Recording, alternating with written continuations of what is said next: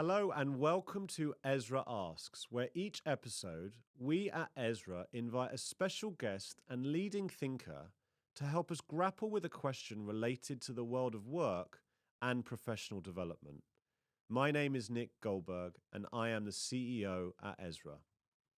And today our question is, can coaching tactics from the football field boost business performance? We'll talk about how does someone transition from a player to a coach? What are the ingredients of high-performing teams? How can we approach setbacks and learn from failure? How can we make split-second decisions? And how do we recognize and nurture potential in others? And to help us answer at least some of these important questions, we have the pleasure and privilege of being joined by Paul Nevin. Paul is a football coach and a former player himself, and is seen as one of the most respected and widely experienced coaches in the country. Paul has worked with England for 5 years and is currently part of Gareth Southgate's team as first-team coach, having seen them through the World Cup in Qatar and is currently at the Euros this year. He's worked for Premier League clubs such as Fulham, Brighton, and my beloved West Ham, as well as the Premier League itself. He is now first-team coach for Ligue 1 club Strasbourg in France, working closely with Patrick Vieira. He unsurprisingly loves exercise and also has a passion for all things music. Paul, welcome to the show. Please tell us what brought you here as we grapple with this question of the similarities between coaching in business and coaching in football. Well, I think there's massive parallels. I think sometimes in as we look at football, we just see the on-field part of the game and the sport as a pure component in itself. But they're major organisations with lots of funding finance behind them. So I think there's lots of ways that both business and sport can learn from each other, and a lot of things are not mutually exclusive to one or the other. Absolutely. And at EZRA, we always talk about superpowers. Superpowers, we think of coaching as a superpower. And as a coach who's worked in many countries with many different clubs, what do you think your superpower is? Well, I think just on that note, I think it's probably adaptability, really. I think you've got to know your craft, but then the challenge is, especially when you're not the outright leader. I've worked as an assistant and in a supporting role to a manager in a lot of the roles that I've had. So that ability to not only deal with a new environment, adapt to an environment, but also the needs of your lead person that you're looking to support. And it's kind of trying to assess them and where their obviously strengths lie, but also those weaker areas where you may be able to compensate for them and kind of just fill some gaps and support them in areas where they might be a little bit weaker. And I suppose as an assistant, that chemistry with the manager is critically important. Have there been times where that chemistry has been there less and been there more? And how did you deal with that? I think in the workplace, there's going to be people that you naturally, feel more comfortable with and have synergy with. It's just like normal life, the workplace, So I think when that doesn't quite happen, I think it's just to be almost accepting of that fact. But the parameters still remain the same. As I've just mentioned, it's the strengths and the different areas you can fill and support for your leader, regardless if the genuine chemistry is there. And sometimes that clinical, professional kind of approach and maybe relationship is not a bad thing, and as long as that's acceptable and it works that way. We all obviously enjoy the importance of rapport and building rapport, and sometimes the relationship actually changes and it actually starts in one way and ends up going into another way as the relationship evolves. So I've never been shy and worried about that initial synergy and chemistry, if you like, because I think once you start to function and once you understand how you work together for the benefit of your players and the other staff, I think a natural relationship forms. And they're all slightly different. Yeah. And I suppose, again, being in football, and you've been, and as I said in my intro, you've worked for a variety of clubs, and when you go into a football team and a management team of these, Premier League football clubs or international football teams, you've got to hit the ground running and you've got to build relationships with your coaching staff and your players quickly. It's not that different in business. People do move around, but maybe not at the same level of pressure that you have to hit the ground running. So, what's your advice to somebody when they're moving into a new club or a new position to get off, to hit the ground running, to build those relationships? What do you do? For example, when you moved to France, how did you assimilate into the club? Well, I think the main thing at the beginning, if you have the luxury of some time and preparation, is to do your research. So research the history of the club, the kind of climate of the market, if it was a business organization, but obviously your league in the football sense of the word, and some of the people that you might be working with. You may be able to find some information about them online. It might be through your own networks, people that have quite transient sport and football in general. And you can find out different things about people. And just one of the things I've kind of learned, especially moving different countries as well, is I think sometimes you think you've got to go straight in and make an impact. And for me, it's actually worked the other way. I think it's actually slow and steady. It's actually using that first 2 or 3 weeks or whatever it is not to make it. It's been more of observant. Yeah. Obviously, you need to fulfill the role that you've come into, for i.e. taking training sessions and stamping your authority on those bits. But as far as suggesting changes in strategy, or, it's the old one, isn't it? We've all seen it. A new member comes in the team. Well, we used to do it this way at my last place. And although it's absolutely genuine and it's good and you're trying to contribute, sometimes that it doesn't work, because you find yourself keep tripping over, repeating that. And I think it's just biting your tongue in the early stages, seeing how things function in that new environment, and seeing, okay, how can I assimilate here? How can I fit in? And also make small steps to tweak in a more discreet way for the benefit of the organisation. Yeah, and I think, again, just pushing on this slightly, when different clubs play different styles. As you know, I'm a big West Ham fan, and right now we've played a certain way, and other clubs, just watching some of the games yesterday, Bournemouth, for example, they play completely different. And as a coach, you might go from one club that plays a certain way to another club that plays another way, and you have your own way of doing things as well. So how do you get the balance between bringing your own philosophy and style as an assistant, but also accepting that the manager has a certain way of playing? How do you get that balance? I think that's a fantastic question. And I think so much about recruitment, so i.e. the manager that brings me in, would hopefully be doing their homework as well, to know that I'm a fit, have similar values as far as philosophy goes. I think you're always on a rocky road if those initial core values don't align. I think there's a dissonance there from the beginning. But if it's not a core value and it's about philosophy of how you play, then I think it's almost, you can utilize that tool as like kind of just like a different viewpoint. So the manager might have a way of playing, and I might have a different view on certain aspects. And it's for me to offer that different view, not to necessarily say you need to change, but have you considered this aspect? And one of the biggest things is, if you move as a pairing, so the manager and the coach, if I move to a different club, we might have a philosophy, but we need to acknowledge the players might have been playing in a different style previous to our arrival. Have we been brought in to continue that? Or have we been brought in to change that? And I think it's really your entry point into any organisation. I think it's really, really important to recognise why you're coming in, what are you coming into, and what's the expectation. And again, I think about the parallels between being a CEO myself and, arriving at an organisation, as many leaders out there will do. You go into an organisation, you've been asked to go in and change the way they play, and to use that example, change the culture of an organisation. But they've been used to playing a certain way.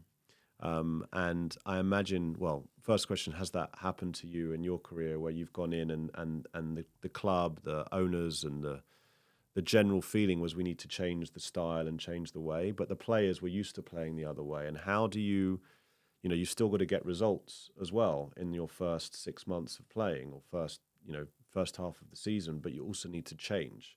How do you manage that balance as a coaching team between getting immediate results whilst also changing the way that they play to be the style or whatever the club wants? Has that happened, and how do you manage that?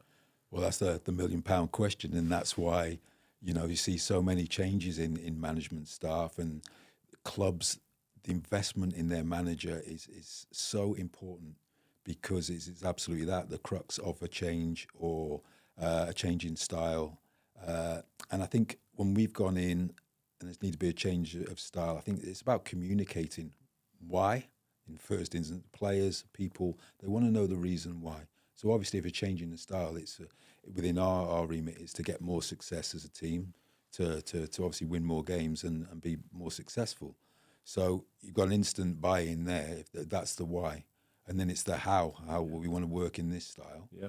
Then players will, I think it's really, clarity is huge.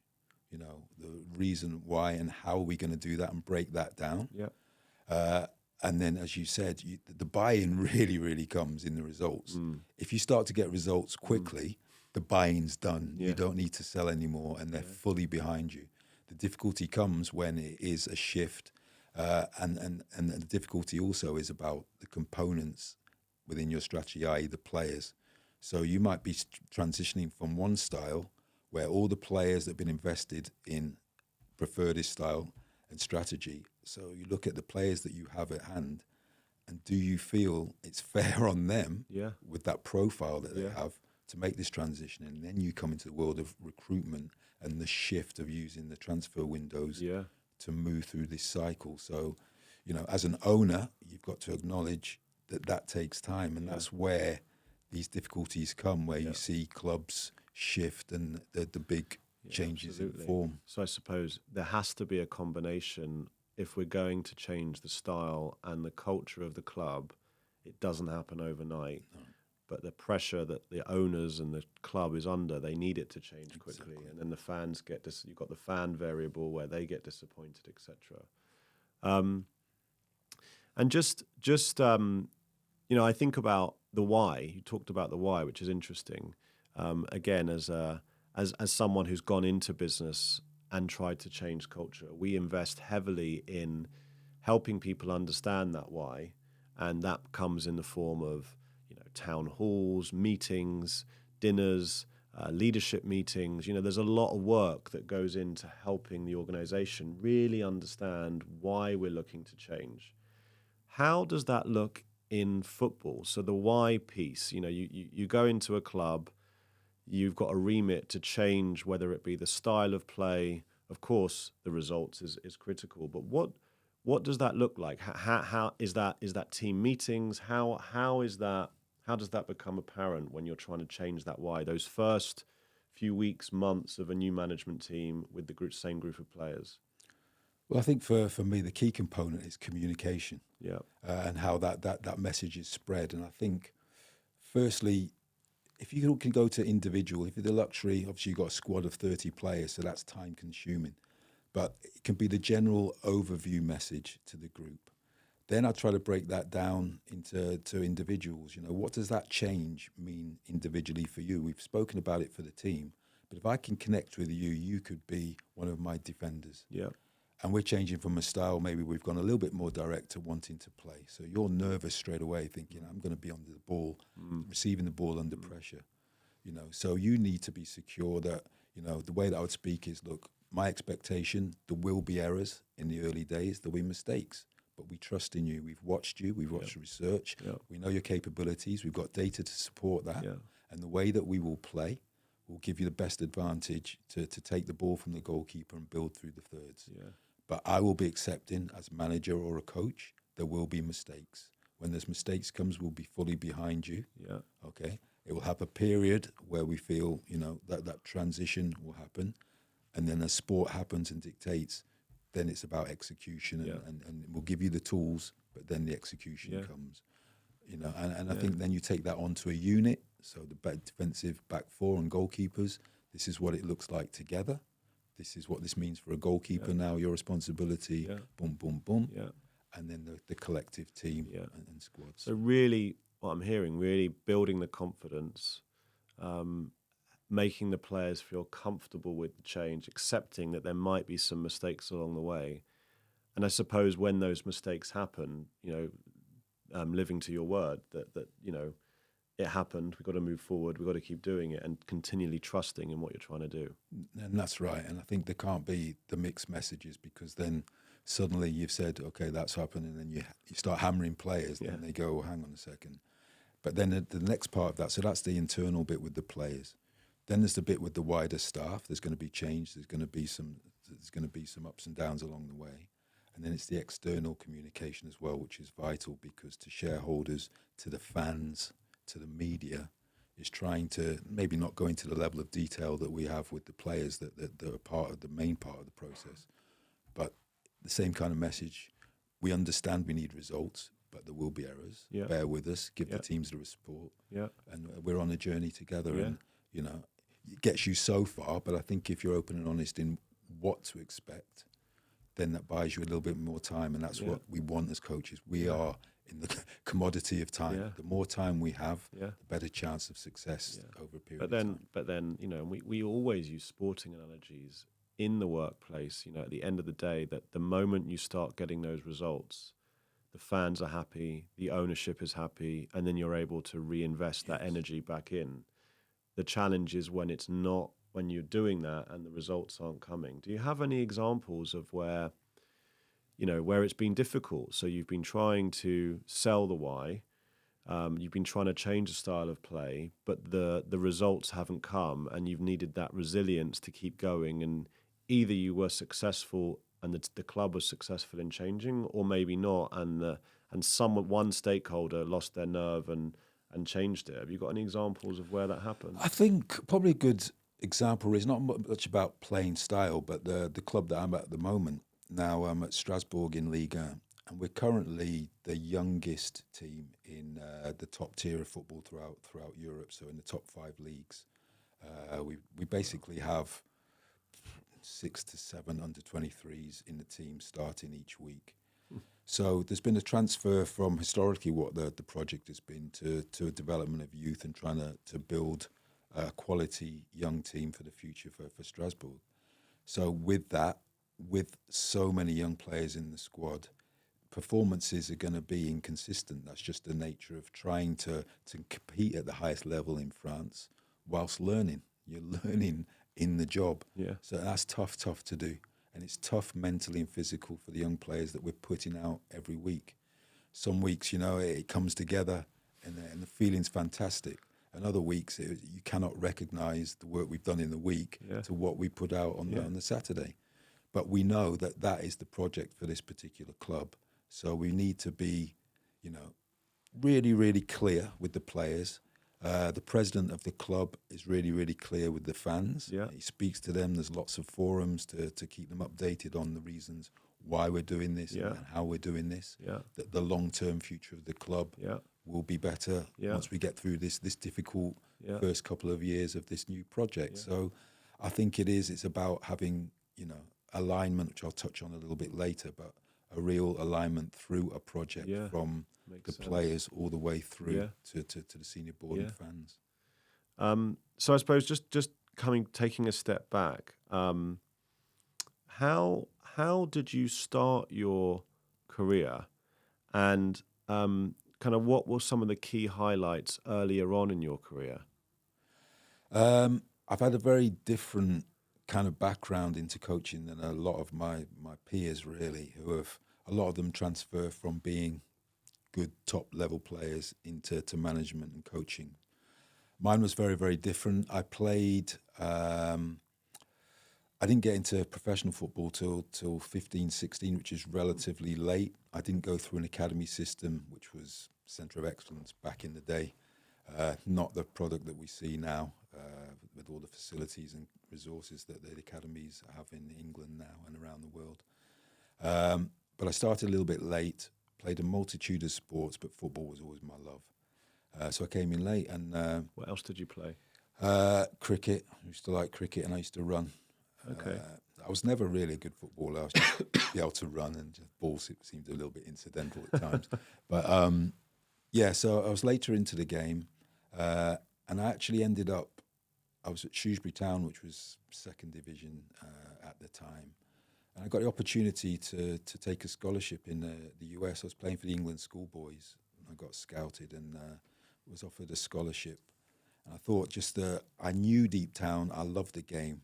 I knew I'd never be a top player, but this opportunity to play football in another country at a very good level and get my education as well was fantastic. It came perfect time in my life.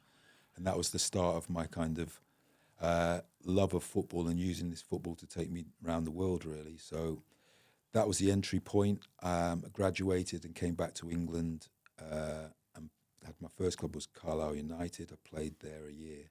And then I had like a back injury at the end of that first year. And it was niggling, and I went on to my next club, which was Yeovil Town. That was in the Conference League, which for those that don't know, that's a semi-professional league where you work, you play, but you can also work as well at the same time. So I utilised that time. A lot of players would go and play golf in the afternoon after training or whatever. But I wanted to do a little bit more and give a bit back. So I actually volunteered my time for working with young people who were in care homes. And that kind of developed. I ended up getting a job as a residential social worker while I was playing.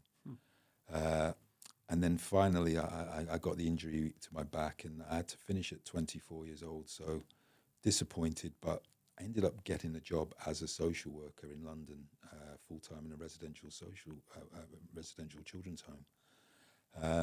So I was working with young people with a range of difficulties, problems in their life.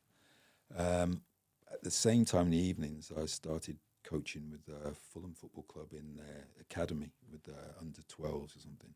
And it just struck me. I went from working with 12, 13, 14, 15, 16-year-olds in the day who had a host of different worries and crises in their lives, and ultimately a lack of self-esteem as a result of that. And then I'd walk into this door of a building later in the day with the same age group of players to a group of young people that were motivated, secure in their self-esteem, and had all the things. It was like I was working with two different species. Yeah, same and age. And it fascinated me. And just, how can we build the self-esteem that these young people have? And by giving them challenges, but giving them good feedback. And I was trying to figure out in my head how those two things connected and how sport brought that. And then it doesn't need to be sport; it just needs to be a thing. Yeah. And it fascinated me. But this love of football continued to the point where I was out of football for a little bit, and then decided to finish social work. And the academies came to fruition in 1998, where there became a lot more jobs available. And I'd been at Fulham, and they offered me a chance to be assistant lead in their academy program. And that was my start for full-time football, really. So I was responsible for players aged 9 to 16, and then just moved through the age groups at Fulham, becoming under-18s coach, then reserve team coach, and then working a little bit with Chris Coleman at the time at the end of that. So that was my journey into the professional game, really. You touched on briefly before, your playing career wasn't as long as other playing careers, wasn't the typical kind of process that people go through to become managers. At that moment and you talked a bit about your journey in terms of social work, but were there any challenges going from being a player to being a coach? As I said, mine is not the normal transition. So I'll probably look at what I've seen for other players that come out. I think obviously the first thing is that it's that connection with their former teammates. If it's in the same club, I always think it's really, really tough. Yeah. The most difficult is from the changing room into to the coaching staff, because your relationships change. Yeah. It doesn't matter how tight you all were, it has changed. And it's about that ability to recognize that change. Yeah. And it doesn't mean you have to become distant. Yeah. They need to recognize, and you have to show that you also recognize there's now a line. Yeah. And that's the most difficult transition I think that a lot of players face. I think it's slightly easier if you move to a different environment from playing to coaching, because it gives you that separation, which I think is a little bit easier. But I think it's the components I mentioned before, that the qualifications start to give you that thread of credibility on the coaching side. You've got your credibility through playing and your history there. But I was talking with Patrick Vieira yesterday. Actually, we were talking about young players, and we mentioned a player, and we were laughing. And a young player, didn't know who we were talking about, and it's like it moves so quickly. Yeah. Even the fact that Patrick Vieira is a legend, and he actually mentioned me yesterday that somebody came for an autograph and somebody didn't know who he was. And it was like, he didn't mean that in a detrimental way, but this was in a football setting, and it was just the age of the person. Yeah, it's like too young to know. That's funny to think. And it moves. And then what I'm trying to say there is, as many coaches, your credibility as a player, that's short lived. Yeah. After you stop, the next generation, there's the new top players, and it's that acceptance that has changed. You cannot live off that. You have a window to live off your playing group, but quickly that moves to your credibility as a coach and as a manager. Yeah, you've made me really think of another parallel here that happens every single day in companies all over the world. And I'll just give you an example, that the salesperson in the team who's been having banter with their colleagues for the last 5 years and been, sometimes selling more, sometimes selling less, or sometimes scoring more or scoring less, and going through that, sometimes complaining about management together with the group, behind closed doors, all of a sudden becomes the sales leader, and has to go from being one of the crew to now being the leader of that team. And you talked about it in management. I'd never thought about that challenge of stepping up. And it does happen. There are many clubs where people go from playing in the team to becoming manager. And you touched on it, but I just wondered, having seen it in your world happen more than once, for any person who is moving from being part of the team to managing a team, what advice would you have for them, having seen what you've seen in your career in the world of football? Well, I think in football, I think it's a movement from being selfish to selfless, and I don't mean selfish in a real detrimental. To be a top professional athlete, you have to be selfish. You have to put yourself first as far as diet. You have to put yourself first as far as lifestyle. You have to put yourself first as far as competing with the other player that's playing my position. Yeah. I'll do everything in my power because I want that shirt. Yeah. And all of a sudden, it's about, I'm not in the team, But all of a sudden, there's a shift from about me to about the whole, because it's still kind of about you, but you have to get the function of the whole group for you to get that hit of adrenaline about you again. Yeah. So it's that kind of shift from me to the whole, and that's a big shift as well. And I thought many managers I found is like the playing hours is the time that takes to happen. Yeah. It's about the commitment to manage a whole. It's 24/7. You're sleeping, you're thinking, you're eating about your team and what you can do to give them the best opportunity. Whereas, tell me about it. Your own individual performance, yes, that's massively draining, and I respect any professional athlete to have to go out. I think the mental toughness and resilience you have to go and perform every week at your best, because the expectations there. Yeah, I don't think people have the conception of what that takes from you week after week, game and and it's year after year for the top players now. There's no break. Yeah, 1 or 2 weeks and you're back expecting to go and win the next game, next trophy. So that big transition, the selflessness to the looking after the whole, and that exhaustion of hours is the big thing with transition from playing to management. And do you see there have to change their relationship with? So we were mates when we were playing up front together, and now I'm your manager. And when we were mates, we would hang out after training. We would spend, again, they don't get huge amount of time, but we were, we had a different kind of relationship. Do players who become managers or coaches have to make a conscious effort to change their relationship, or do you see it happening more organically? I think it depends again on the person and the personality of that person. I mean, when it's coming to mind, I'm thinking of one right now, which was Chris Coleman, who was at Fulham, and Chris was one that, through his use of, he had a massive personality, and his use of humour was exceptional. It was just, he was one who could still be one of the lads, but they knew as soon as he got into this mode, it was very, very clear, now I'm back to the boss. But then he could still have a little, but the context and the timing, he knew how to play that, and they understood which was which. And that was a massive skill, because to have a kind of clinical Chris wouldn't have worked. He wouldn't have been his true self. So I think that's the other bit, is that authentic bit. You're going to have a line at some point, but don't give up being authentic. It's just, if you have to say, now I'm being the manager at this moment, just to make sure, and then now I'm...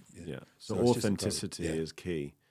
And I suppose if you had to boil it down, you think about high-performing teams, and you've worked in many. I mean, you're coaching in pretty much the most elite team it could be in terms of football in England. What do you think is the most important ingredient to a high-performing team? I don't think there's one.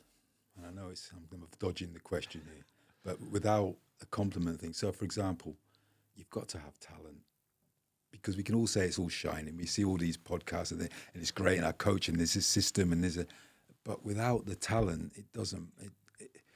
You will probably do well or better with all those things, but you need talent to be a really, really top level, high performing team. But conversely, the talent alone is not enough. So it's the talent. Then I think it's that kind of culture. It's the culture that fits around that talent. And I read a lot about egos, and you say, you've got to put your ego away. I don't know if you do. I think you just got to channel that ego, because as a winner and a top athlete or competitor, you put your ego away. You're half it's part of your... So it's how do you channel that ego? And I think then it kind of comes a bit more. So you got your talent, you got that culture, and it's the people, it's the alignment I mentioned earlier in that. So when I talk about that, so the talent, the culture, which is based on a set of values, for example, that we all put our egos into that value box. Whatever we've agreed is what we're about. That's where we park our ego, under this umbrella, and it's about, but it's under that umbrella. So that's where that alignment comes, and what we're trying to move towards. And that's the alignment. It's not just the team; it's the club, it's the secretary, it's the groundsman, it's all the really important supporting jobs. They're all moving towards that one goal, and I need to do my job to the very best I can, because I'm part of them winning that trophy. And if you can get that, and then all the young players want to strive to be in that, and all of a sudden things start to gain momentum. And I think that alignment to all that is absolutely massive. So I don't think there's the one thing, but they can't do without. If one of those are missing, then I don't think you'll get. And I suppose we see that, or I see that from a helicopter view. I look at a club like Brighton, who, came from the lower leagues into, performing in Europe this season, and doing it with what looked like an incredible system from the board right through to the youth system, and you were part of that system. Did you recognize when you were there? Was there a certain feeling when you were there of that entire alignment that you had, and how did that feel? Yeah, and you've actually just nailed it. That I think there was a definite feel of that. I think from the academy, the way that the club was run, the strategy of recruitment, the manager was then recruited on that strategy, so you don't end up with this situation where the players have a certain profile and you're bringing in a manager we spoke about that's not aligned to that.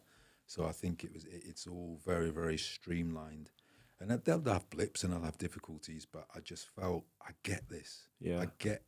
and everybody seemed to feel where Yeah. that was going, Yeah. and there was, as I said, sometimes there's dissonance. I just felt aligned to Yeah. that. It's my kind of environment where Yeah. I felt I understand how this is going. Yeah. And when I think about, I have the opportunity in my job to spend time with, major corporations, most of whom are incredibly successful. And when you go there, whether it be, the way that the office is set up, to the way the leaders are trained, to the way that people are brought in on the grad program, you really feel that sense of alignment and mission and drive towards one common goal that you're all working towards, with kind of key sets of behavioral expectations, key sets of values that operate in a company. This is what companies are striving for, to build that alignment. You talked a bit about Brighton and feeling that there. What I suppose tricks or not even tricks, what were the, when you arrived at that club, how did you feel? Like, what was there? What kind of physically was there? How were people aligned? Were there signs on the wall? Did the chairman often talk in strategy meetings to the whole club? Did you have regular meetings continuously, from academy coaches through to first team coach? How did that look, and maybe therefore differ from other places you've worked that created that? What did that actually look like when you worked there? Well, I think when you know the history of Brighton as well, I think they were on the limit of being actually out of business at one point, when the only Tony Bloom, set about his work, and I just felt the way, number one, the facilities when I got there, the brand new stadium, the training ground, state of the art, which were absolutely magnificent. But what he did, as opposed to some clubs I've seen, is they invested first in the infrastructure, not the players. And I think that so many clubs do things the other way around. They spend millions on ex-player to try and get them back to a level, and they invest put what is, it's just into one basket. And I felt, no, that was something different. The money's gone into the infrastructure first. Then on the back of that, then we can start to recruit, because we've got this fantastic, enticing facility where I want to be and I want to work.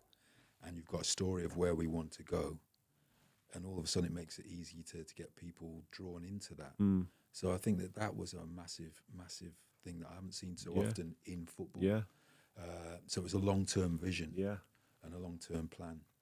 And obviously it's well documented about the use of data in recruitment there. So, and it's not solely driven by recruitment. It's backed by recruitment. It's informed by data. So, for example, there'll be a selection of players for a certain position, and the data that brings them to the table.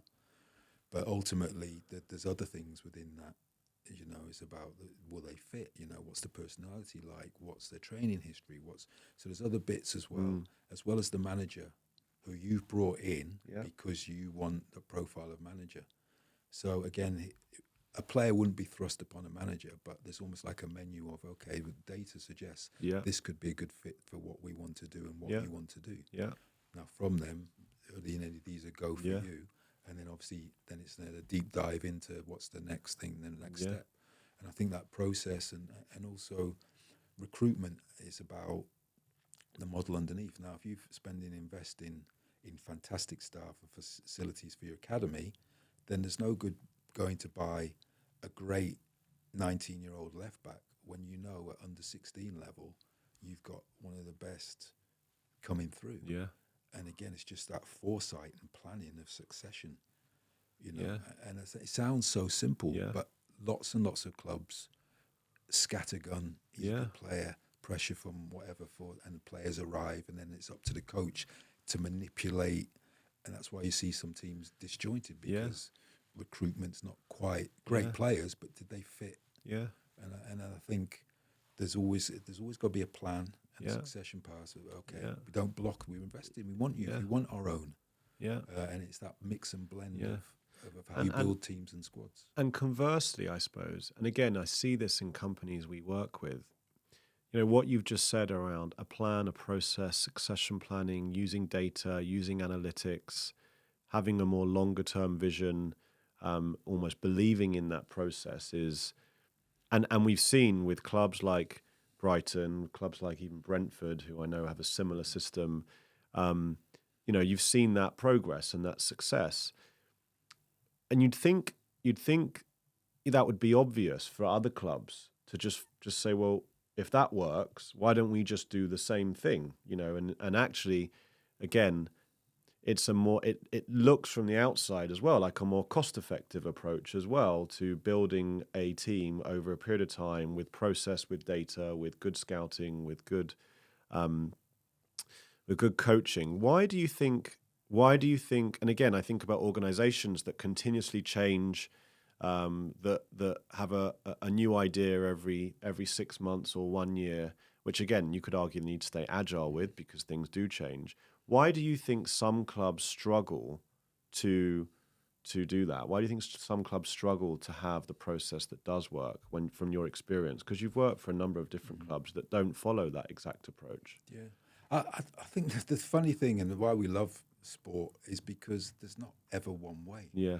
And I think that's the thing. I think for every story of Brighton, there's a story of somebody that's gone and be successful doing completely the opposite thing. It's true. And I think it's always trying to keep that balance and the approach. You look at different playing styles. It's about building from the back now. But there'll come a point where the being direct counters that, and then the trends change again. Yeah. So I'm always loath to say, okay, that way's wrong, because it's not particularly wrong. True. But that works for Brighton. Exactly. I think there always needs to be room for different ways to do things. And when you think about coaching, and you've been in coaching for a number of years, how has that changed and developed since you first started to, preparing for the Euros in a month's time? How has coaching and the approaches changed, and what's changed that? Ooh, good question. I think I'd mentioned before about, we talk about head coaches and managers, more about movement from that tail end. I think there's less and less tail end coaching. Interesting. Directive as a whole. And even as I said, if you move into that end, I think there's an acknowledgement that I need to go back. And I think that's a reflection of society. I think that you're working with human beings in a high performance environment. And I think young people at the moment, that they need to know a why. Once they get a why, then they got a decision. Are they buying into that or whatever reason? And can we help motivate, and can we help inspire them to join that idea? And I think just saying you're doing it, this is my way, it can have a lifespan. And if you're winning, you get away with that. But the Premier League's so competitive now. Yeah. You're going to have periods where you're not winning. Yeah. And if it's tell and do and constant, then the question, the barrier comes down. Yeah. And I think you've got to interact. You've got to hear them. You don't necessarily have to act on what they say. Yeah. But they need to be heard as individuals and collectively, the ones that have enough experience, and have a little bit of ownership. And I think it's just it's society. I think dealing with people, you've just got to cater to those differences. So in the past, it might have been far more tell, direct, do this, don't do that. And now you have to be more inclusive. You have to listen more. You have to understand more. You have to probably understand where they are in their lives outside of football as well. I imagine those sorts of things have an impact. Yeah. And in doing so, in bringing them in more, that has changed the way that they perform. I think so. I think they have, as I said, it's buy-in and ownership are huge components of that. But it's not to say, I'm not saying that managers these days pander to the players. Sure. I think it's just acknowledging, right, I've heard what you've said. Yeah. But because of this, or because, this is the route we're taking. But I think it's being consulted, I think is the important bit. Yeah. To a level in, there's some things not to be, but, feel that you're part of a team and make the ownership. Absolutely. And then you mentioned it there briefly, but there are always setbacks. I hate to bring it up, but you lost yesterday in your game. And unfortunately, we all can't win, and we all can't win in business. At clients I see at Ezra, we don't win every bid that we go for, and you've got to pick the team up, and you've got to go again, and you've got to learn, etc. How do you in sport, every potentially 3 days, if not every week, you have a competition, and there's got to be a winner or a loser. I know you do draw occasionally, but you're constantly having to pick people up from setbacks.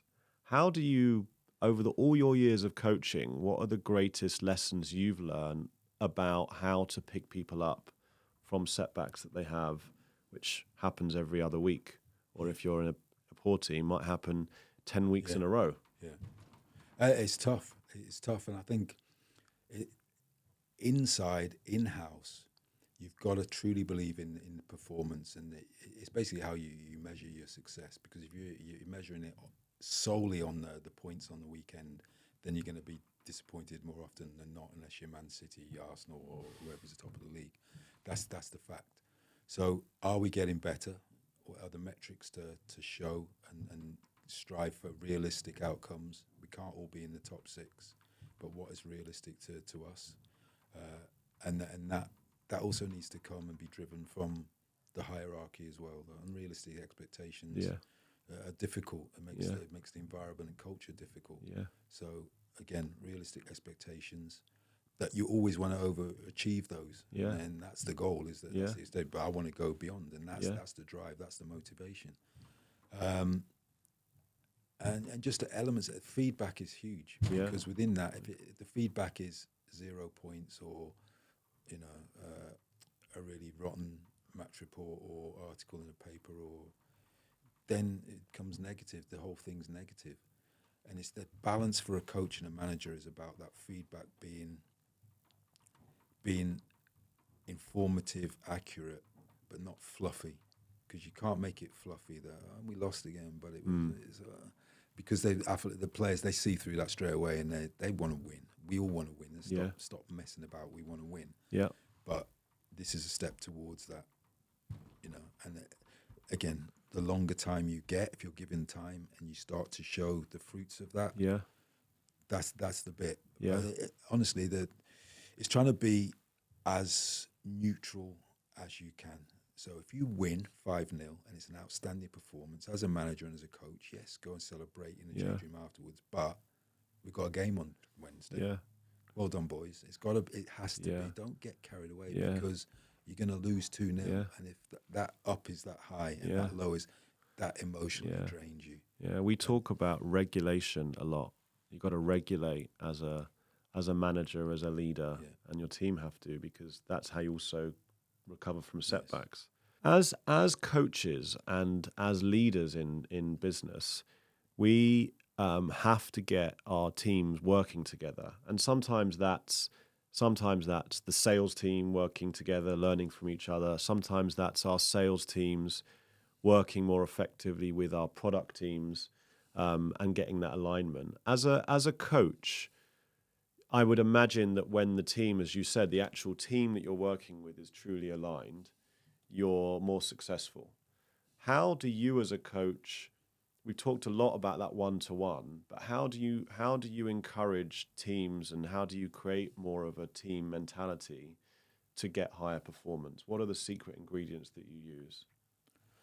I don't know if there's secret ingredients. I think a lot of the delivery on the training ground, you spend a lot of time there. So the themes are very much the same, but it's just maybe adding a little variety to stimulate a lot.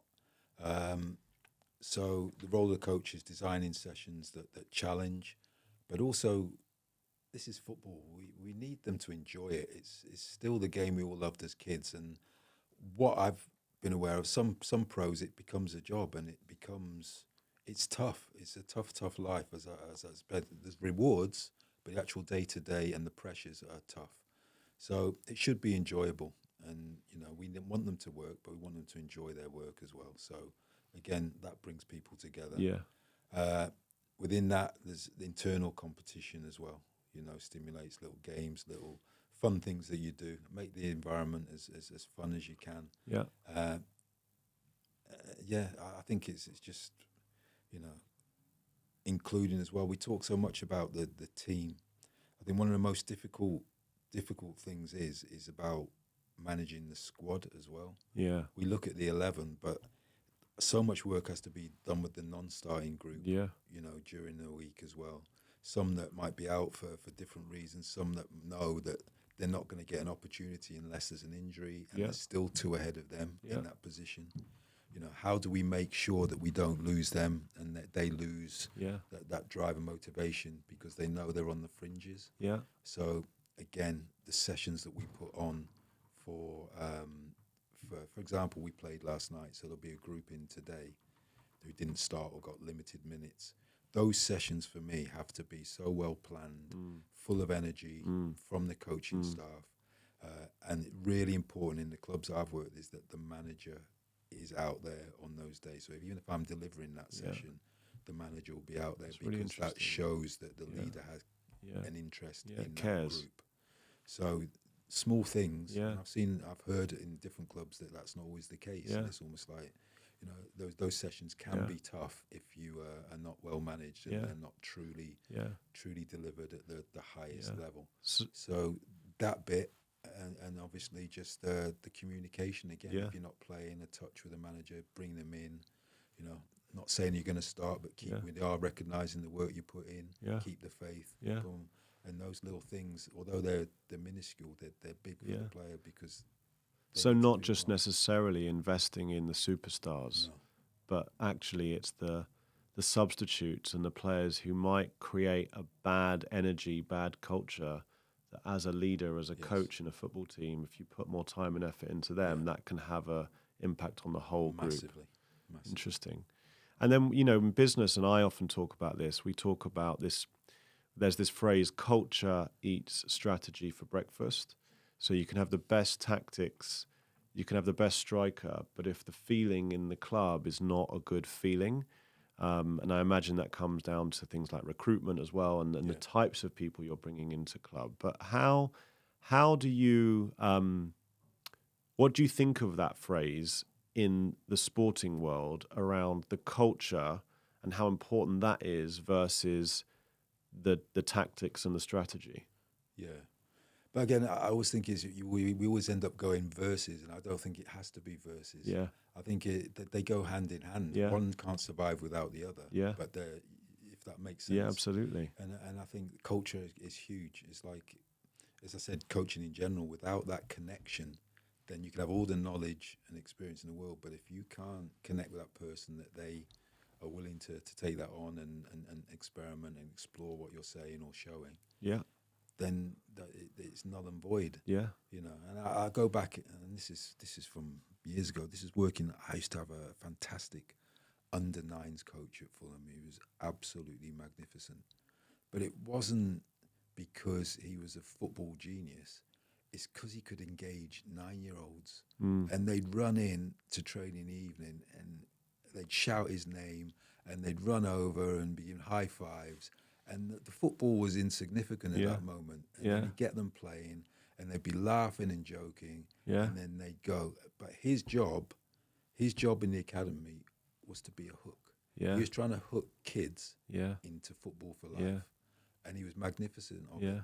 And I think that it's that connection bit, and knowing what you're trying to bring together there. Definitely. Last couple of questions, and this is partly my own curiosity. When you're watching a football match, and the team hasn't performed well in the first half, the commentators will say, as the team is walking down the tunnel, the coaching staff are going to get into the team and they need to really rally them so that they come out in the second half and they're more effective and they turn it round. You hear that all the time, that 15-minute or what is probably 8-9 minute team talk at half time can have a huge impact on the second half performance. And in your mind as a fan, as someone watching that game, you kind of have these visions of what is taking place in that dressing room at half time. when you, as a coach and as someone part of that group trying to change the outcome of the game based on the performance in such a short period of time, what have you seen are the most effective tactics, ways of motivation at that moment, which is so critical and can often change the course of a game? What have you seen? Well, I think one of the things of my role being assistant, and normally if you see, I usually have something in my ear, so I'm speaking to an analyst or somebody with a better bird's eye view. So what we try to do is culminate key moments in possession, out possession, or transition within that first half period and really make them concise. The analyst will then kind of get clips that correspond to that. So when the manager goes into to our office, we allow the players to have the first 5 minutes or so just to compose themselves, have their own internal chat. We'll gather, discuss the key elements of those three factors. Are all three factors significant? No, it's this one factor. So as a group of coaches you're, and an analyst. Okay, you sit down before the team talk. Before the team Interesting. talk. Give them time to compose themselves, us to get our thoughts. I'll tell the manager what I might think, another coach, he'll have his own thoughts and quickly has to filter what's the priority here, what is the key components, and then whether you deliver that with the video, so it might be like these two things, boom, you see that on the screen, in possession, can you see where the space is? That is where they're hurting us. Can you move to there to make sure we nullify that? Boom, boom. It's concrete, it's an action. So using data as well to help inform that decision. Yeah, it could be data, but it's got to be real clear and concise. We don't need it's a header. It's a headline figure or a headline thing. Yeah. There's too many crosses coming in from the left. We need to nullify that. So the wide player on the wide, on the right, make sure you're doubling up to deny. Whatever that might be. That's a key component to where they're getting success. Yeah. For us, in possession, we need to get the ball in behind them. You know, there's an opportunity to spin the ball in, utilize the space in behind, for example. Those two things. This is how we will do that. Boom. Are you aware of that? Then it goes to key personnel. So when you get the ball, you know that your first thought is to, you clear? Are you clear for that? So there's two names are mentioned, so it's specific. You can actually talk to me instead of looking at your shoes. So that's one if it's an actual tactical issue. In some cases, in some games, and the fans know this as well, it's not tactical. It's they're winning all the second balls. They're winning the first balls. They're more committed. They're quicker. Tactics go out the window, and that might be the chance where the manager just goes, poof. Motivational. Yes, it's a motivational one. Not enough from you. Not enough from you. Disappointed in you. Because you're not showing what you can do. Go and show me what you can do. And then that becomes a different, or it could be a blend of the two different things. But that 15 minutes, the best coaches, they utilize that really, really well. And again, as I mentioned earlier, it's that clarity. Clarity, concise. And if you nail something concrete to that, you do that. Yeah.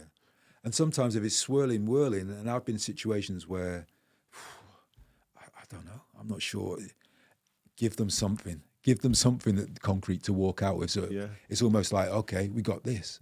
And it might not be the other thing, but it galvanizes a focus that they believe. And it gives you something to go, right, if we focus on this, then maybe other things become more focused.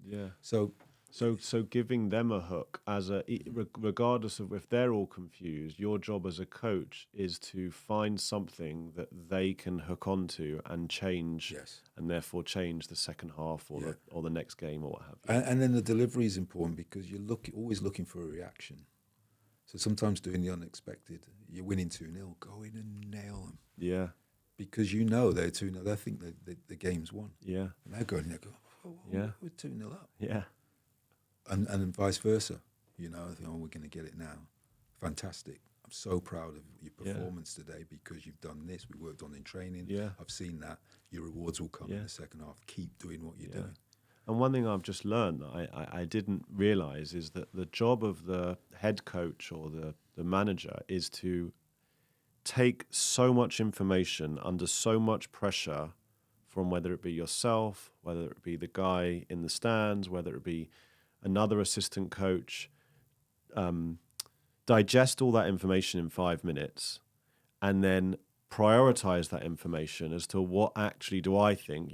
Paul has said this, Steve has said that, Joanne has said this over there. I've also got to consider the players I have in the room and where they're at, Yes. and then I have to deliver a message that I might ignore what Paul said because I can't do everything, and actually I'm going to focus on one thing, and that is a skill. That is something I'm sure that comes with experience, and I'd never thought about that before.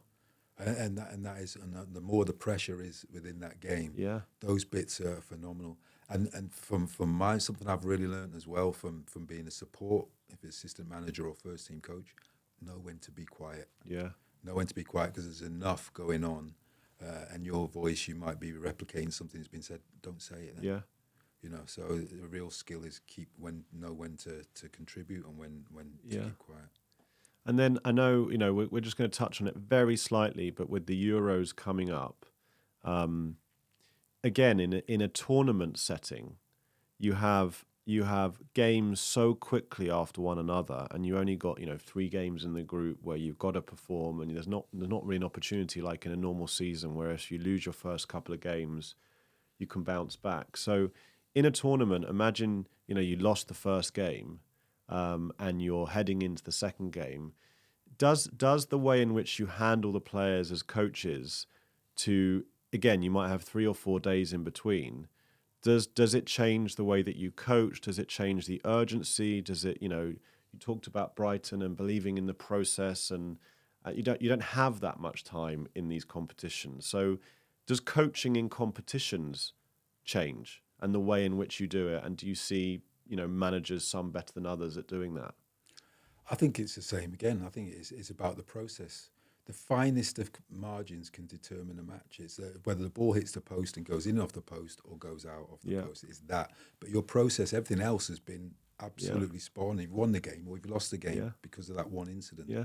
So you can't throw the baby out with the bathwater just because of a ball hitting the post by a millimetre there and a millimetre there. Although the outcome changes everything. Yeah. But if it's the finest of margins, which a lot of these games are, then believe in your process. Yeah. Because the longer that goes, and if you truly believe, which you do as a group, then it will come. Yeah. And again, data shows that teams have gone on from losing their first game and qualified. So again, this is not just throwing stuff out there. There is evidence of this happening. So we're going to be the next one to do that. Yeah. So spin it. Yeah. Is there anything I haven't asked you? Because obviously I sent you some questions before that you prepped, that you think for the listeners as a coach in football, any examples or anything that you kind of thought about that I haven't asked you that you wanted to mention? Yeah, I guess it was just about our profession's really, really tough, as you see in the newspapers, the transients, the sackings, the lack of, sometimes the time you need to really get your work rolling into shape. So you need to go into this profession, know the higher you are, the likelihood you're going to get sacked. And what does being sacked represent to you? Because obviously it looks immediately like a failure. Yeah. But the nature and statistics show you have a shelf life. It doesn't matter how good you are. At some point, it's going to come because change is needed, the dynamics needed, things change. Yeah. So it's how you handle, you're sacked. Yeah. We no longer want you anymore. Yeah. And it can be as cold as that as well. It's a text. In some cases I've seen from, not personally, but from colleagues, it's a text, don't come in tomorrow. Wow. That's just pretty cold, and that could be after serving a club for 3 years or more. Yeah.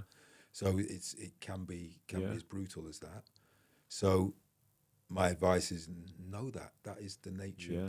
Don't. Yeah. If it's going to happen, then you need to be accepting that. But then it's about, when it happened to me first, I remember writing in my diary afterwards, now we'll find out what you're made of. Yeah. That was my first entry, thinking I need to see what this journey is. So from that, I think you've got to see it as an opportunity. I spoke to you before, earlier when we talked about networks. And I think it's really important to keep healthy networks when you're in work and supporting other coaches, and because there'll be a time you're out of work and it might be you want to go and visit somebody watch them work Yeah. and learn from them. Yeah. And I think the biggest thing is that opportunity to get better. Yeah. Because when you're in the job, it's very blinkered. You're Yeah. so focused Yeah. that you can't get maybe the education exposure that Yeah. you would want. So the key thing for me is build a plan. Yeah. You don't know how long you're going to be out of work, Yeah. but I utilize it to go and watch other coaches, Yeah. to go on courses, Yeah. to visit clubs in different countries. Yeah. And that served me well because it's expanded my Sure. my network. And sometimes in the early days it was tough because there was financial consequences. You just lost your job, but you invested in going on a trip. But Yeah. I think I truly see it as an investment. Yeah, Because absolutely. invest in yourself, Yeah. and the learning. So that has been. How key do you for me. stay resilient? Because we talk about resilience so much in business as leaders, and that is through changing jobs, through maybe losing your job or finding the opportunities. You know, in the world of sport, as you said, it's constant change. It's you talked about, the need to constantly be on the lookout because you never know, and sometimes it's completely out of your control because you're aligned to a manager Yeah. that might lose their job. How do you stay resilient, whether that be at home, whether that be kind of activities outside of work? What do you have a coach? Like what do you do to stay resilient? I actually don't have a coach. I guess I use peers and people that I know within the game that have been in similar situations. So informally, I do Yeah. probably have a network. But it's just I think we mentioned hobbies at the beginning. Exercise is massive for me, and I have an exercise program I work every week. So that can be accelerated when I'm out of work. So, that's how I fill my day. And as I said, it's making a schedule is really important to me, Yeah. because if you've ever been in that situation, what happens is the first week your phone is ringing, how are you? And I'll come and visit us. And you go like 4 or 5 weeks, your phone hasn't rung you forget what the sound of your ringtone is. And it's like, oh, Yeah. and then it's 4 months later, Yeah. and there's no, and I think it's not to lose faith. Yeah. It seems like a long time, Yeah. at the time, Yeah. and you can be under financial pressure, and I understand that, but believe in yourself, your Yeah. experiences, and go and explore. Yeah. Try and utilize that in any way you can Yeah. to learn, Yeah. and expose yourself to as Yeah. much as you can. Thank you, Paul. That was a great conversation. I've learned a lot from that, actually. Some of the parallels between sport and work are things I'd never actually thought about myself. I'm really keen to understand, what did you think? Is there anything that you took away from Paul's insights around coaching high-performing professionals and coaching and the challenges you have at work? If there are things that you want to share, please share them below. And of course, please like and subscribe and share this podcast with anyone you think it might be relevant to. Thank you very much.